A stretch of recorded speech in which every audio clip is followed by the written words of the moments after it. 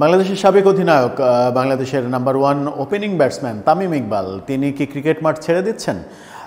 তিনি কি ক্রিকেট মাঠ ছেড়ে দিয়ে ক্রিকেট পরিচালনায় বোর্ডের সঙ্গে সংযুক্ত হচ্ছেন, ক্রিকেট বোর্ডের পরিচালক হচ্ছেন? এই আলোচনা গুঞ্জন কিন্তু কয়েকদিন থেকেই বেশ জোরে সোরে চলছে।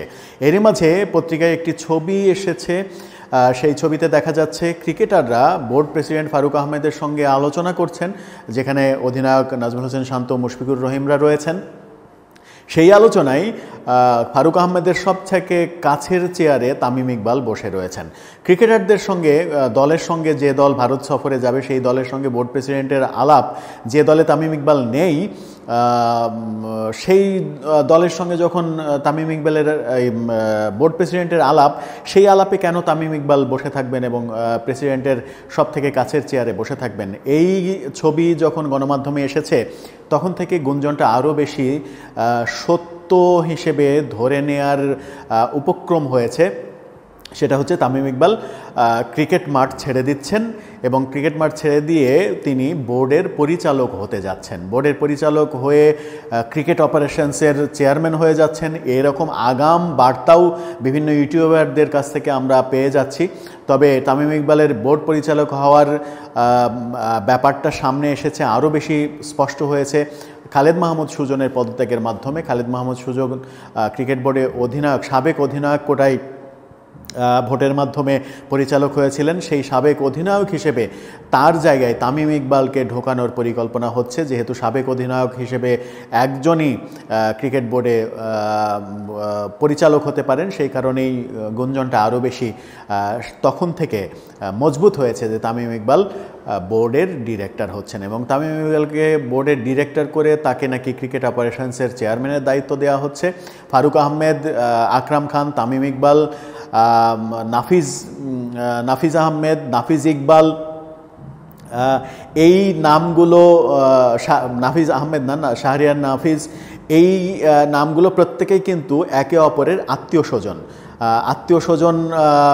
ফারুক আহমেদ, আকরাম খান শালাদুল্লাহ ভাই, আকরাম খানের ভাতিজা তামিম ইকবাল, তামিম ইকবালের ভাই নাফিজ ইকবাল, ফারুক আহমেদের চাচাতো ভাই হচ্ছে শাহরিয়ার নাফিজ।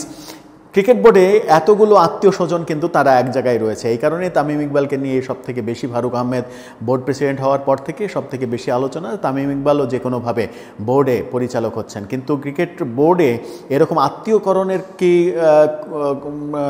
কোনো অবকাশ রয়েছে, কিংবা এই আত্মীয়করণ করলে বৈষম্য বিরোধী ছাত্র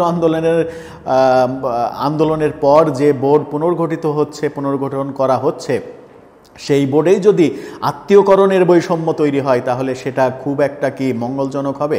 যদিও তামিম ইকবাল ব্যাপারে খুব একটা নেগেটিভ বক্তব্য দেওয়ার কোনো কারণ নেই, কিন্তু ক্রিকেটার তামিম ইকবালকে আরও বেশি প্রয়োজন বাংলাদেশ দলে। সেখান থেকে ক্রিকেটার সত্তাকে বিসর্জন দিয়ে তিনি এখনই পরিচালক হওয়ার জন্য উঠে পড়ে লেগে পড়বেন।